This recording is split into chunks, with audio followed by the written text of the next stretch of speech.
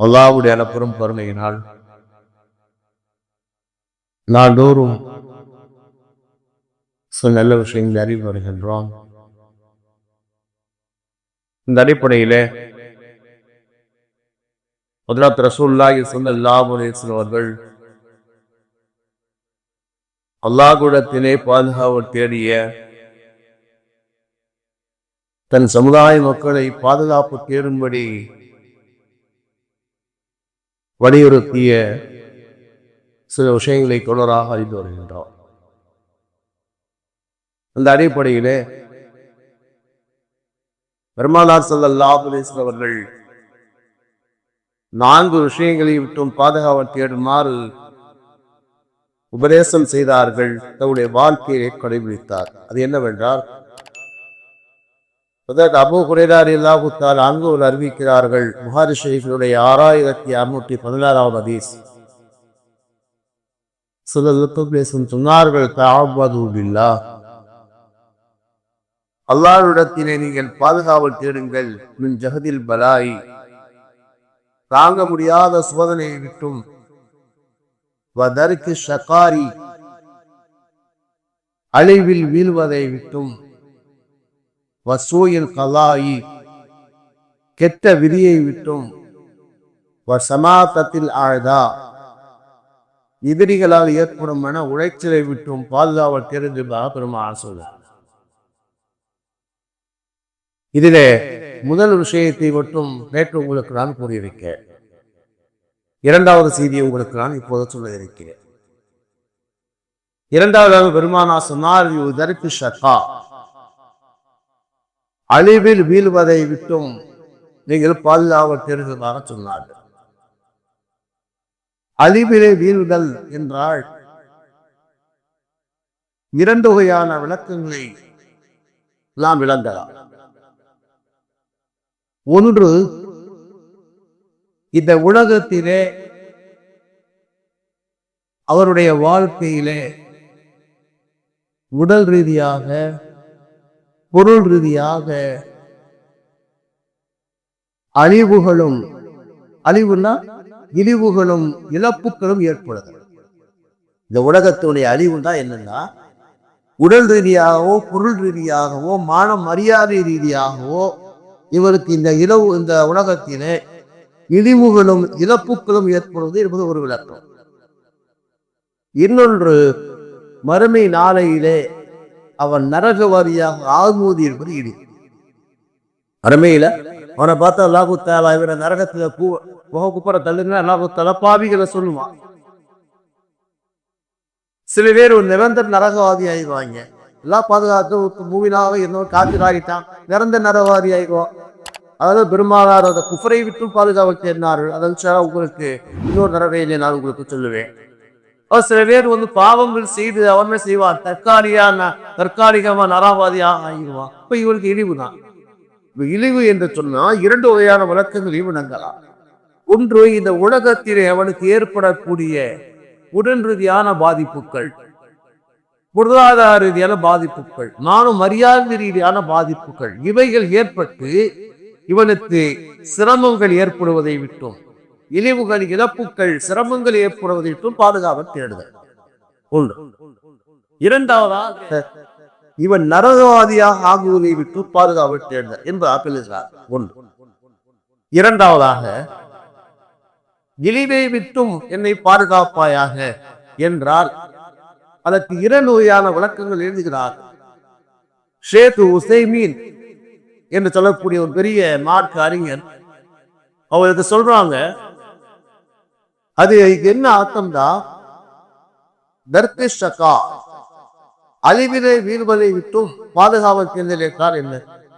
ஷேக் இவன் உசைமீன் சொல்றாங்க, மனிதனுடைய வாழ்க்கையிலே 2 நிலைகள் இருக்கின்றது. ஒன்று சாதத், சீதேவியான வாழ்க்கை, நல்ல வாழ்க்கை. 2வது ஷக்காவத், தரித்திரிய பிடித்த வாழ்க்கை, கஷ்டமான வாழ்க்கை என்பது இருக்கின்றார்.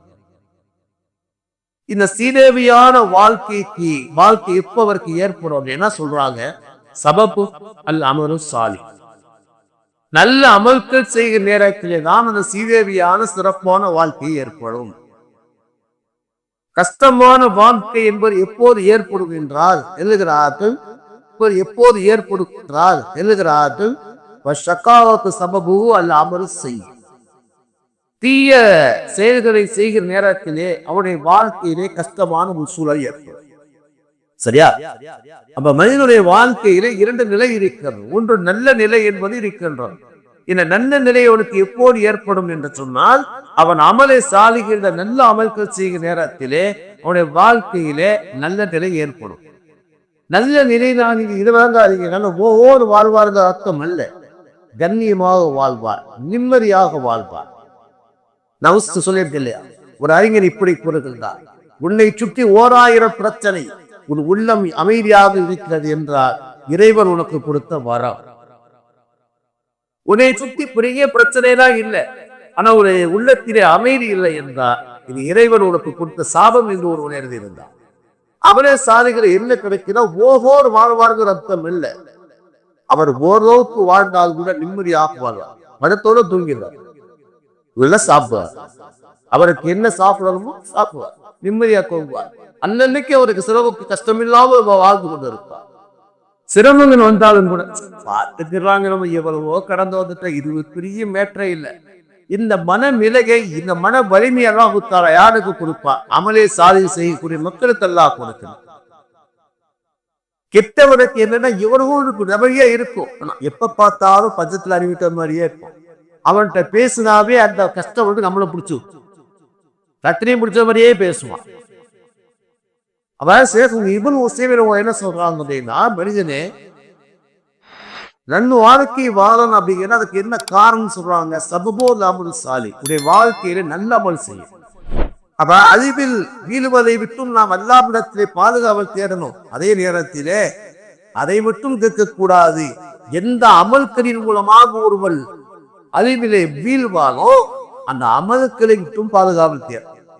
அதே சரி, ஹதீஸ்ல ஒரு செய்தி வருகிறது, அது அன்னை ஆயிஷா ஆகி அறிவிக்கிறாங்க. ஒரு ஹதீஸுடைய தொடர், இப்னு மாஜா என்ற கிதாபினுடைய 3846 ஹதீஸா பதிவு செய்யப்படுகிறது. சில துவாக்களை ஓதியதான் அன்னை ஆயிஷா அறிவிச்சுட்டே வரா. அதுல ஒரு துவா என்னன்னு சொன்னா, பெருமானாசா இப்படி கேட்பாங்களா, அல்லாஹும்ம இன்னி அஸ்அலுக ஜன்னah, யா அல்லாஹ் நிச்சயமா இடத்திலே நான் சொர்க்கத்தை கேட்கின்றேன். அது மட்டும் அல்ல, வமா கர்ரப இலைஹா மின் கௌலின் அவ் அமலின், எந்த சொல்லும் எந்த அமலும் என்னை சொர்க்கத்தில் சேர்க்குமோ அதையும் நான் கேட்கிறேன். என்ன கேட்கணும்? யா அல்லாஹ் எனக்கு சொர்க்கத்தை வழங்குவாயாக, மேலும் எந்த என்னுடைய சொல்லும் செயலும் என்னை சொர்க்கத்தில் சேர்க்குமோ அதையும் கேட்கிறேன். அதை செய்யக்கூடிய பாக்கியத்தை கொடு. அடுத்த ரசூலா கேட்பாங்க, நரகத்தை விட்டு உடையத்திலே பாதுகாவல் தேடுகிறேன். எந்த சொல்லும் எந்த என்னுடைய அமலும் செயலும் என்னை நரகத்தில் சேர்க்குமோ அதை விட்டு பாதுகாவல் தேடுகிறேன். அப்ப அதைத்தான் என்ன செய்யறாங்க, ஷேகுல் இப்னு உஸைமீன் சொல்றாங்க, நீ துஆ செய்ய வேண்டும் என்பது மட்டுமல்ல, தீய காரியங்களை விட்டு உன்னுடைய சொல்லாலும் செயலாலும் உன்னை தவிர்த்து கொள்ள வேண்டும் என்பதாக இருந்தார். இருவசை அடுத்த செய்தி சொல்றேன். பாவங்கள் செய்கிற நேரத்திலே அவனுக்கு அறிவுகளும் ஆபத்துகள் ஏற்படத்தான் செய்யும். ஏன்னா இந்த நேரத்துல இந்த உலகத்தில பாவிகள் வந்து ஒரு நல்ல வாழ்க்கை வாழ்வு மாதிரி தெரியலாம். அது அல்லாஹ் தஆலா அவன் நிறுத்தி வைத்திருக்கிறார். அப்படித்தான்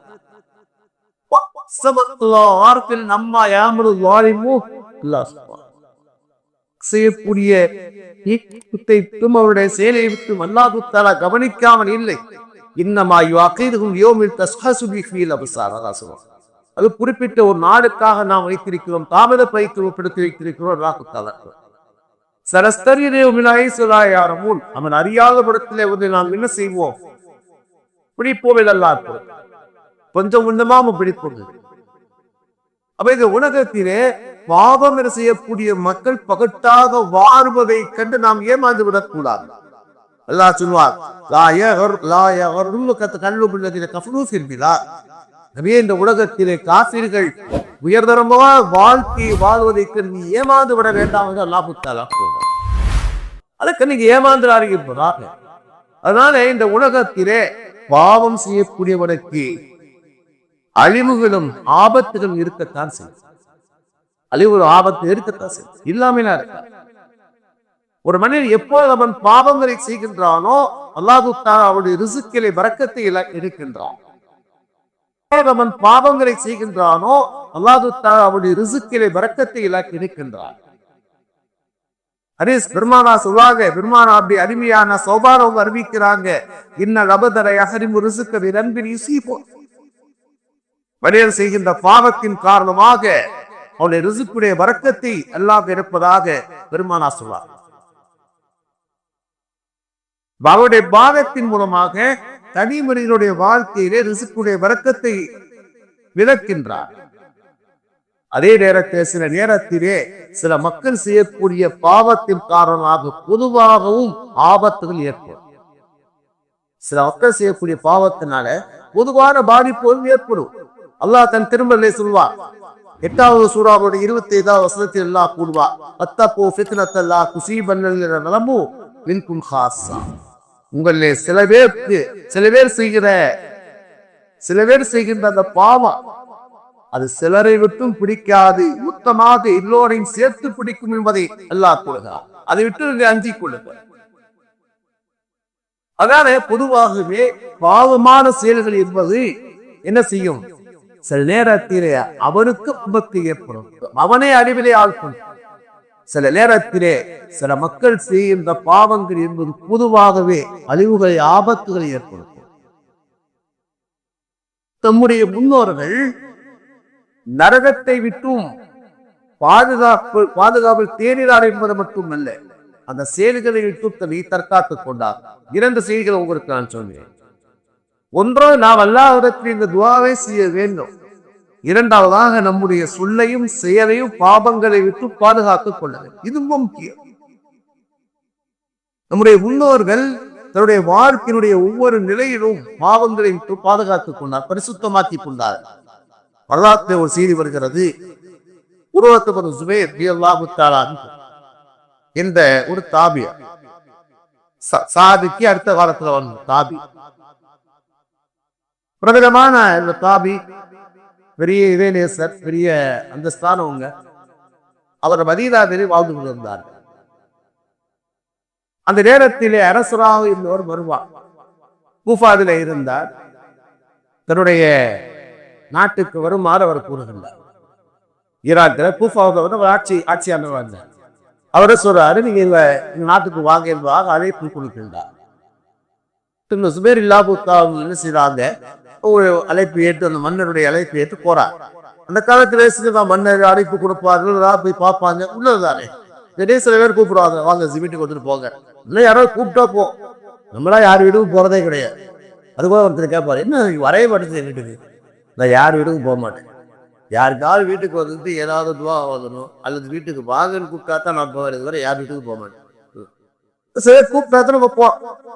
அப்ப என்ன செய்ய, உருவத்துப்படி சுபேர் என்ன செய்யறாங்க அப்படின்னா, அரசர் மறுவாள் கூப்பிடுறார், இந்த நாட்டுக்கு வாழ்க, எங்க வீட்டுக்கு வந்து போங்க என்பதார அவருடைய அழைப்பினை ஏற்றுக்கொண்டு போறார்.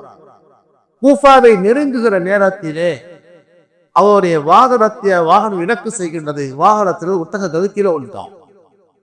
ஒட்டகத்திலிருந்து கீழே விழுந்த உடனே அவருடைய குழந்தால வந்து நல்ல அடி, சரியாக காயம் ஏற்பட்டுச்சு. காயம் ஏற்பட்ட உடனே அரசருக்கு கடைசியில அரண்மனைக்கு போயிடறாங்க. அரசருக்கு ரொம்ப சங்கடமாயி போச்சு. ஏடா நம்ம வீட்டுக்கு வரும்போது இது மாதிரி நடந்துருச்சு. பொதுவா ஏற்படுறது ஒரு சங்கடம். நம்ம வீட்டுக்கு விருந்தாளியா வரும்போது இப்படி ஒரு அடிபட்டு போச்சுன்னு ரொம்ப அவருக்கு அரசருக்கு ரொம்ப சங்கடம். உயர்தரமான சிகிச்சை கொடுத்தார். என்ன கொடுத்தா அல்லாஹ்வுடைய நாட்டை இருந்து அதான் செய்ய முடியும். அப்படின்னா அந்த காயங்கள் அதிகமாகி காலை எடுக்க வேண்டிய நிலை ஏற்பட்டு போனது. காலை முழங்காலோடு எடுக்க வேண்டிய நிலை ஏற்பட்டு போனது. அப்ப மருத்துவர்கள் சொன்னாங்க, காலை எடுத்துட்டு ஆகல் வேற வழி இல்லைன்னா அந்த புண் வந்து உள்ளே குறையோடு போய்விடும். இந்த சுகர் வாக்கார போறதா இது என்ன பாதுகாக்கணும். ஏற்பட்டவர்கள் கூட அதான் ஷிஃபாவை கொடுக்கணும். இப்ப என்ன செய்யணும், காலை வந்து என்ன உள்ளே கூட குறையோடி போயிடும், காலை எடுக்குன்னு சொல்லிட்டாங்க. சரி, அப்ப சொன்னாங்க, நாங்க உங்களுக்கு ஒரு பானம் தருவோம், அதை நீங்க குடிச்சிட்டீங்கன்னா முதல்ல என்ன செஞ்சோம், போதை ஆயிடுவீங்க, மயக்கம் வந்துடும். அதை குடிச்சீங்கன்னா மயக்கம் வந்துடும், ஆபரேஷன் பண்ணிடலாம். கேட்டாங்க, அதுல போதை பொருள் கலக்கப்படுகிறதா? ஆமா, கலக்கப்படும். போதை பொருள் கலக்கப்படும், கலந்தாக்கணும் மயக்கம். சொன்னாங்க, வேண்டாம், நான் இதுவரைக்கும் என்ன செய்யறார், போதை பொருளை பயன்படுத்தியது இல்லை, அதனால என்ன செய்யறது, வேண்டான்னு சொன்னார். அப்ப எப்படி ஆபரேஷன் எப்ப ஆபரேஷன் பண்ண நீங்க சொல்லுங்க, நான் அல்லாஹ்வுடைய திக்ரிலே நான் மூழ்கி விட்டால் நீங்க ஆபரேஷன் எடுத்துருங்க, எனக்கு ஒன்றும் தெரியாது. அதே மாதிரி அந்த ஆபரேஷன் பண்ணக்கூடிய நேரம் வருகிறது, சொல்றாங்க, உங்க அல்லாஹ்வை திக்ர் செய்ய ஆரம்பித்தார்கள், ஆபரேஷன் செய்வடைய கால் அகற்றப்பட்டது. வரலாறு ஆதாரபூர்வமான வரலாறு. குருவத்து ஜுபைர் என்பாக நீங்க என்ன செய்யுங்க, தட்டு வரலாறு என்ன செய்யறாங்க, அவங்க அல்லாஹ்வின் திக்ரிலே மெய்மறந்து போனார்கள். அதனால சொல்றது, திக்ர் என்பது சிந்தனையோடு செய்யும். அது திக்ர் மார்ஃபிக்கம், சிந்தனையோடு திக்ர் செய்ய நேரத்திலே பலன் இருக்கும். சும்மா சுபாரா யாரு வருது போறது, சில துருகையிலேயே பார்க்கறாங்க, துவாவோடு பார்க்கறாங்க, துவாவோடு இப்படியே பார்த்துட்டே இருப்பார். என்ன துவாவோட அறிவர், யாரு போறா யாரு வந்து இவருக்கு மேனேஜிங் டைரக்டர் அப்படியாசனுக்கு யாரோ வர்றாங்க, யாரோ போறாங்க. துருவும் போடும் பார்த்தீங்கன்னா தின செய்வாங்க. இப்ப நம்ம எதிர்த்து போறோம், சுண்ணத்துல போய் துருவாங்க, துருவையிலே போய் பார்த்துட்டே போயிருக்காரு. துருவும் போது செய்யாது, இங்கே பார்க்கறத மாற்ற சொல்லுங்க. தொப்போக்கு வேடிக்கை பார்க்கறாங்க, துவாவோடு வேடிக்கை பார்க்கறாங்க, திக்ர் செய்வோம் வேடிக்கை பார்க்கறாங்க. அதனால எந்த பலன் இல்லாம போச்சு. எப்படி திக்ர் செய்ய குறை சொல்வது நோக்கம் அல்ல. அந்த சாபி எப்படி இருந்தார்னு சொன்னார், அவர் திக்ர் செய்கின்றார், கால் அகற்றப்படுகின்றது, தெரியல. அதே செய்வாங்க, எல்லாம் முடிச்சது பிறகு அவர் கட்டுறார், எல்லாம் முடிச்சுங்க அப்படியா. அந்த காலை நன்றாக கழுகி சுத்தம் செய்து கஃன் துணி அணிந்து கொண்டுவார்கள் சொன்னார். மாதிரி கை சுத்தம் செய்து வெள்ளாடை சுருட்டி கஃன் துணி என்ன செய்து கொண்டு வந்து கொடுக்கப்பட அவருடைய கையில் கொடுக்கப்படும். அவர் சொன்னாங்க, அல்லாஹ்வின் ஆணையாக எனக்கு விபரம் தெரிந்த காலம் முதல் உன்னை பாவத்தில் பயன்படுத்தவில்லை என்பது உனக்கு தெரியும். கால பாதி ஒரு பேசுறார், எனக்கு விவரம் தெரிந்த காலம் முதல். அவன் எப்படிப்பட்ட சாபியா இருப்பார், எனக்கு விவரம் தெரிந்த காலம் முதல் உன்னை நான் பாவத்தில் பயன்படுத்தவில்லை என்பது உனக்கு தெரியும். இல்லாத சத்தியமாக சொல்றார், நான் பயன்படுத்தவில்லை என்பது தெரியும். வரதை நாளை இதற்கு சாட்சி சொல்ல வேண்டும் என்று சொன்னார்.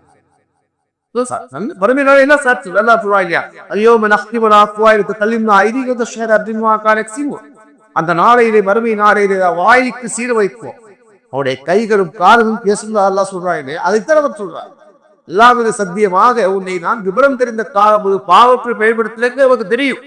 மறுமை நாளில் அல்லாஹ்விடத்துல சாட்சி சொன்னதுக்கு பிறகு அது அறக்கும் என்பதாக சொன்னார். எழுப்பி சொல்லவர் என்று சொன்னால், அழிவில் வீழ்வதை விட்டும் யாரெல்லாம் எங்களை பாதுகாப்பாயாக துவா செய்வதோடு நம்முடைய சொல்லாலும் செயலாலும் நம்மை பாதுகாத்துக் கொள்ள வேண்டும் என்பதாக நேரத்தில் உங்களுக்கு சிறப்பு அறிவுரையாக இருக்கிறது. மூன்றாவது செய்தி நான் நாளை கூறுகிறேன். இதை கேட்டவரை குடிவிரிக்கலாம் எல்லாருக்கலாம் சுமாராமி சுமாரத்தெல்லாம் إلا أن نستغفرك ونتوب إليك. آمين. سبحان ربي رب العزة عما يصفون وسلام على المرسلين.